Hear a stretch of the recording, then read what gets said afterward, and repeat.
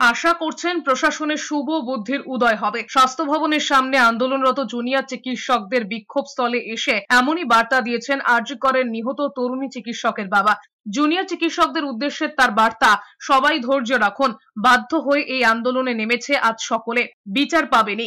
Junior ডাক্তারদের অবস্থানের বিক্ষোভে এসে নির্যাতিতার মা বলেছেন মুখ্যমন্ত্রী উৎসবে যোগ দিতে বলছেন, তার কাছে আন্দোলনটাই উৎসব। তিনি তার নিজের মেয়েকে হারিয়েছেন, তবে সেই মেয়ের বিচারের দাবিতে তার আরো ছেলেমেয়েরা আজ রাস্তায়, তাই বাড়িতে থাকতে পারেননি, ছুটে এসেছেন বিক্ষোভে। মুখ্যমন্ত্রী মমতা বন্দ্যোপাধ্যায়ের মন্তব্যে ক্ষোভে ফেটে পড়লেন আরজিকর কাণ্ডে নির্যাতিতার কাকিমা। তিনি বলেছেন টাকার প্রস্তাব দেওয়া হয়েছিল কিনা সেই প্রমাণ চাইছেন। মুখ্যমন্ত্রী বলছেন পরিবার ক্ষতিপূরণ চেয়েছে, উনি সেই প্রমাণ দিতে পারবেন।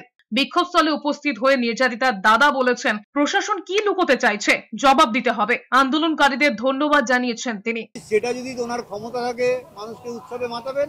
আমি তো মনে হয় আর সব লোক আজকে বিচারের আশায় এই বিচার পাওয়ার উৎসবে রাস্তায় নেমেছে এবং রাজপথ দখল করেছে।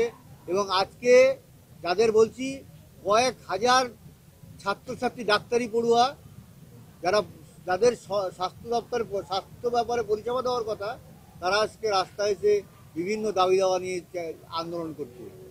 সুতরাং সেটা টোটাল তাদের দায়িত্ব নিতে হবে।